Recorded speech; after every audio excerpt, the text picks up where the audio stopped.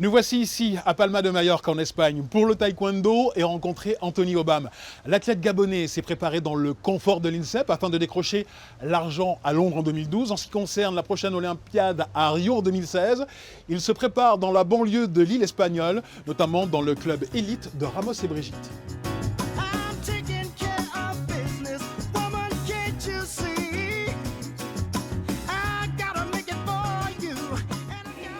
Pérou, Panama, Porto Rico, Australie et même Urgence Mwanga Mwanga, la compatriote gabonaise d'Anthony Obam, ce sont des champions de différentes nationalités qui se retrouvent ici pour être entraînés par Juan Antonio Ramos Sanchez, double champion du monde, et par sa femme Brigitte Yahweh, triple championne du monde.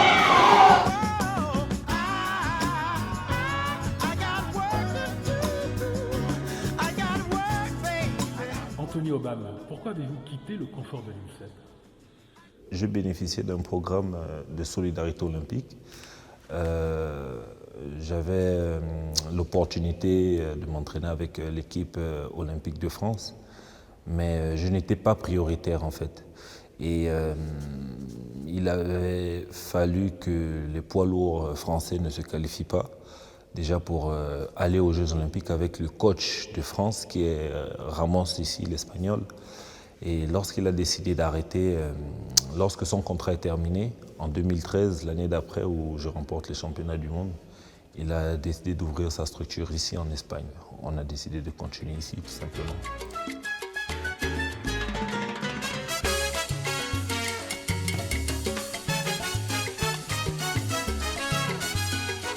C'est plus facile avec lui, non? Avec d'autres compétiteurs, c'est plus compliqué, mais avec lui, c'est bien. Je crois que le plus important de lui, c'est l'intelligence. C'est une personne qui est très, très intelligente, pas stressé beaucoup dans le combat. C'est une très bonne tactique. Il connaît beaucoup la bonne qualité de lui et il peut appliquer très bien en le combat.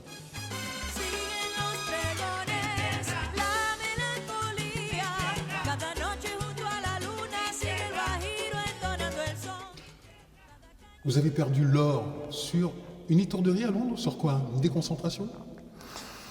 Cette histoire, je crois qu'elle va me suivre jusqu'à la fin. Je l'aurai toujours au travers de la gorge, mais je pense que j'étais préparé pour les Jeux Olympiques. Physiquement, j'avais tout préparé. J'avais oublié une chose, c'était le mental. Et ça, ce sont des erreurs de jeunesse. J'arrive à égalité en finale des Jeux Olympiques. Je me fais rattraper alors que je menais largement mon score. Et j'arrive en égalité, on arrive au point en or, on n'arrive pas à départager. Donc l'arbitre donne la victoire à l'Italien et j'ai accepté.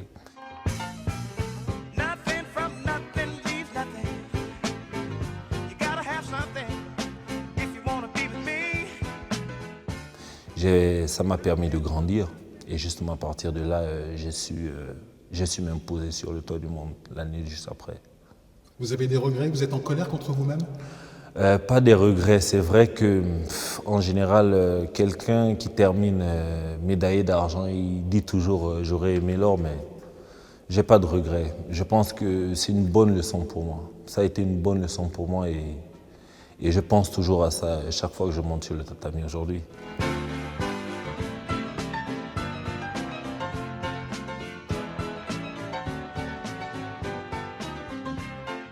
Il y a une fraternité entre Gabonais, et quels que soient les endroits de la planète où vous vous trouvez.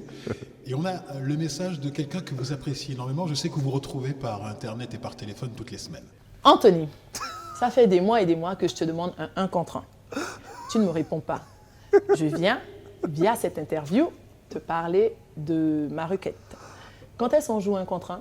Et t'inquiète, ce ne sera pas télévisé. Parce que si je te bats, j'ai pas trop envie que tout le monde soit au courant de ça. Le 1 contre 1, bien sûr. Est-ce que vous avez joué au basket? Bien sûr, j'ai joué au basket. Elle me sous-estime. C'est vrai que je n'ai pas le même niveau en basket qu'en taekwondo, mais pourquoi pas? Si on fait un contre 1, il n'y a pas de problème. Mais moi, je lui demande aussi un contre 1 en taekwondo. Mais non, un homme ne se bat pas avec une femme, c'est interdit. Désolé. Au basket, un homme peut jouer contre une femme. Je vais essayer de lui laisser quelques occasions quand même. Pour son 1 contre 1, je suis partant. Oui. Quand elle veut, où elle veut.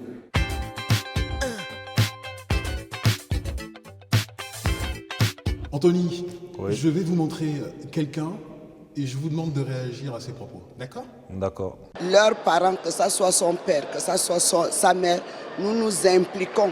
Puisque normalement, c'est son père qui a voulu qu'il fasse le taekwondo.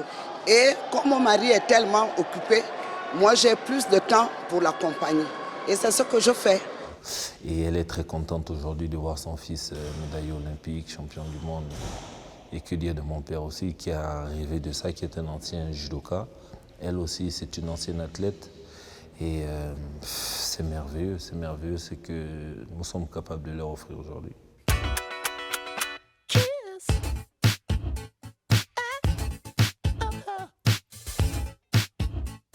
Toujours votre mère qui nous explique en fait quel est le secret de votre réussite. C'est un apport psychologique énorme de savoir que sa maman est dans les tribunes. Je crois que ça doit ajouter un plus dans ses combats. Et savoir que sa maman est très spirituelle. Je mets tout dans les mains du Seigneur et c'est ce que le Seigneur fait pour moi. Et c'est pour ça qu'Anthony a des victoires. C'est vrai, quand elle est là, je suis rassuré. Et que nous sommes très croyants, nous sommes chrétiens. Aujourd'hui, d'être médaillé olympique, par exemple, il y a des combats, il y a des compétitions que j'ai gagnées sans pouvoir même expliquer. Et je sais que ce n'est pas la seule chose, il y a aussi le travail, mais c'est aussi spirituel, je pense. Deux échéances importantes attendent Anthony Obama avant les Jeux Olympiques. Un stage en Corée et les championnats d'Afrique. C'est au pied de la cathédrale de Palma de Majorque que nous nous quittons. Avec Constance Pellegrin, nous allons rester quelques jours de plus. Et c'est avec un grand plaisir que nous nous retrouverons la semaine prochaine pour un nouveau Chercheur d'Or.